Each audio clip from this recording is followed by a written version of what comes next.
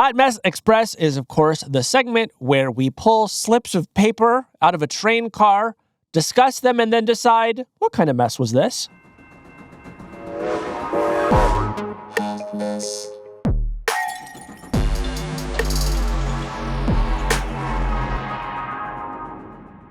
All right, let's get going.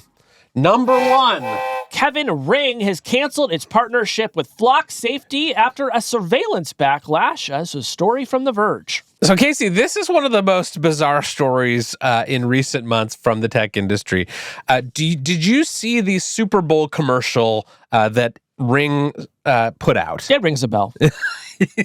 So this was supposed to be a heartwarming commercial about a tale of a lost dog being united with his family again. The whole dog or just the tail? The whole dog. So Ring puts out this ad during the Super Bowl that says that they are starting to link their technology, their doorbells, to save lost pets by basically connecting all of the footage from all these cameras and detecting whether, Fluffy is down the street at a neighbor's house, or stuck in a tree somewhere. But instead of being a heartwarming tale, this led to the destruction of a partnership between Ring and Flock Safety, a company that is known for deploying camera systems and license plate readers for law enforcement, because people were so creeped out by the notion that these doorbells and these cameras could be like spying and connecting their information, that they said, wait a minute, you were doing what? People are saying, get the flock out of my neighborhood. Yes. So this is probably the least successful Super Bowl ad ever created. I mean, I'm so sympathetic to everyone who protested here. I truly do not want a networked set of cameras across every neighborhood in America. And if you believe that the uses of this thing are going to stop at finding lost dogs, you got another thing coming, buddy. Yes. So congratulations to the marketing team over at the Ring and Flock companies. Yeah. Great Super Bowl ad. This is a particular kind of mess that they call a dog's breakfast. Yes. Hot mess. Okay. Next down the tracks. Oh, this one is a good one. This one comes to us from the Financial Times. Japan's largest toilet maker is undervalued AI play, says activist investor. Casey, would you believe that Toto, the Japanese company best known for its toilet seats and bidets, is becoming a major player in the global semiconductor supply chain? Is that right? Well, because, everybody who works on AI has to go to the bathroom. No, this is about some advanced ceramics that Toto makes that help to stabilize silicon wafers during chip production, which is part of the supply chain and the way that you create these GPUs that go in these gigantic data centers. Toto, the humble toilet company, is playing a major role in that. And so there's an activist investor in the UK who sent a letter to the board of Toto exhorting it to make more of its advanced ceramics. Basically, stop making so many toilets and start making chip parts. Yeah, the next time you use a Toto toilet, I want you to just realize that it could have been making AI. And I want you to reflect on that. And maybe, I actually don't know what you would do with that information, but it is something that you could think about. Kevin, I think this is turning into a shitstorm. No, I think this is a good sign for Toto. It's a high growth industry. And I actually have a new slogan that I think they should use for the semiconductor supply chain part of their business. You want to hear it? What's that? Toto. We put the PU in GPU. Okay, that's enough. All right. Next up, Meta plans to add facial recognition technology to its smart glasses. This was a great scoop from your colleagues at the Times.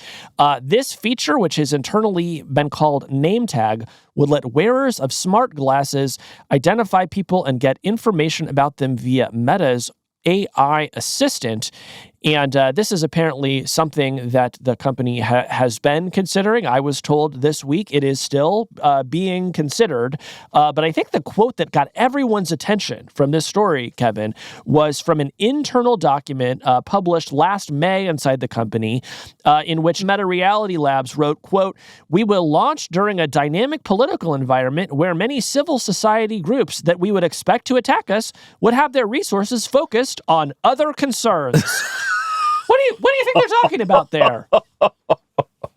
This is a hot mess. Yeah. We should say this kind of thing, this sort of ability to look at someone through a set of glasses and see a tag with their name on it has been the nightmare scenario of privacy advocates in this country and around the world for many years. It was something that people thought was going to be technically possible, but that the big tech companies had, in their wisdom, decided that they were not going to do, because what could be more horrifying than that? And Meta, in 2021, actually deleted the face prints of over 1 billion people that it had been painstakingly building for many years, because it said there are just so many societal concerns about the ways that this could be misused.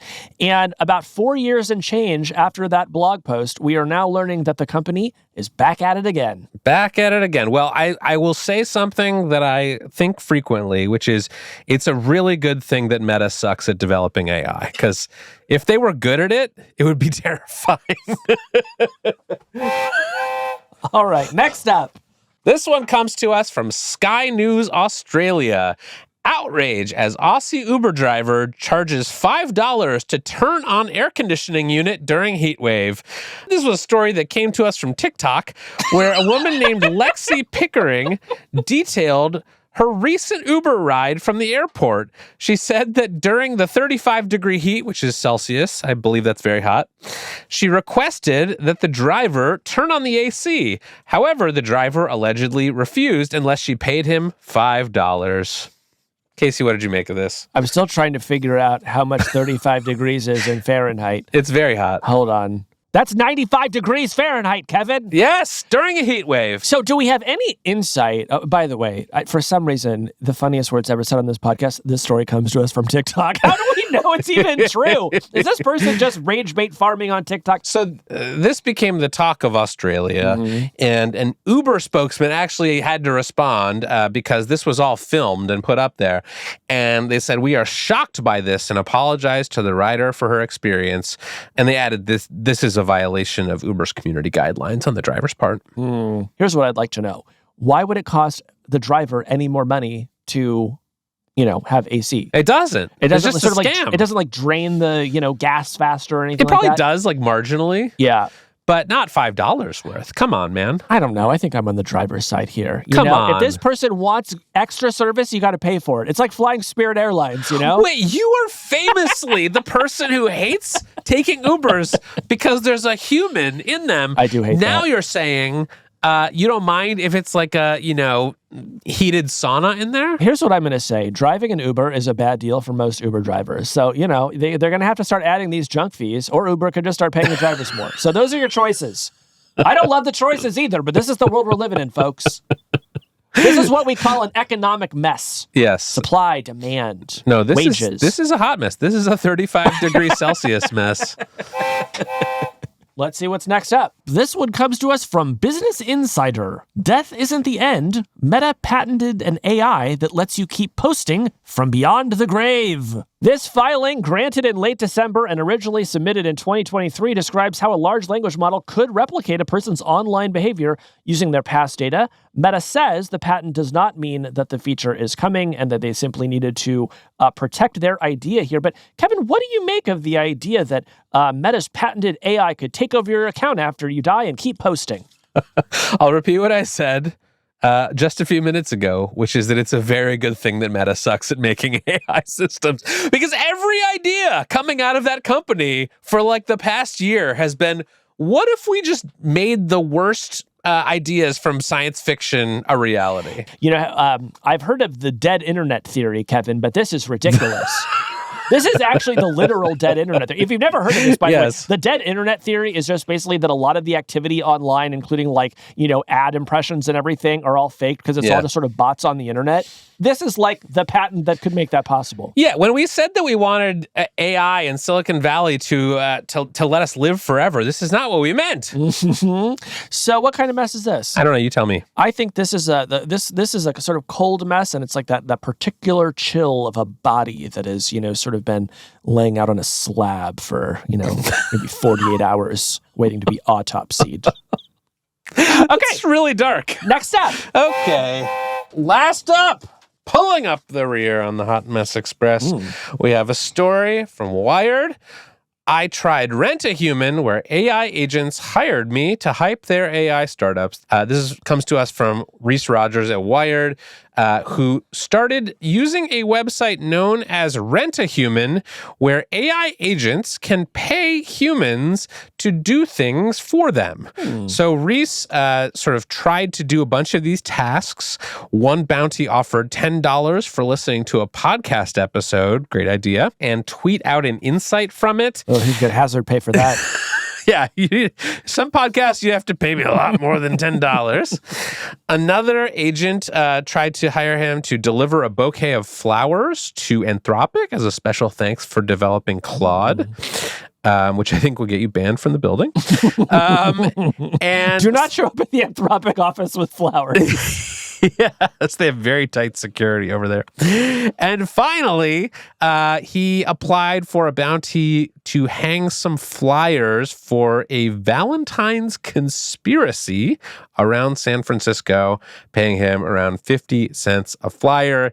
He applied, but was then told the flyers were not ready. It seems like some of these were just like marketing stunts or like not actually autonomous AI agents hiring humans to do things for them. But Casey, what do you make of this RentAHuman idea and the idea that we might all sort of become like outsourced meat hands for the AI agents? So I don't think we're all going to become that, but this is one of those things that has just long been predicted to become some kind of job in the future. This seems like something that like somebody who might be interested in like doing DoorDash or like driving for Uber might do in the future. And it now seems like that is just beginning to creep into focus. It sounds like here, a lot of these things are just kind of like stunty and not real. But I don't know. After some of the stories that we've heard today, would not be surprising to me if we saw some of this stuff happening for real sometime soon. So Casey, what kind of a mess is this? This is not a mess, but I don't know. I suppose in the future, if like the best job available to humans is like closing the doors of open Waymos that they got off of RentAHuman, it will be a mess. Yes, I say this is a warm mess that's getting hotter because it will soon be possible to have AI agents hiring humans to do all kinds of nefarious things to each other. And when that happens, this kind of thing leads to some very worrisome places. And I don't want to live in a world where we're just the sort of fleshy extensions of the AI agents. Oh, come on, Kevin, live a little. All right. That's the Hot Mess Express. And hopefully the last time anyone says fleshy extensions on this podcast.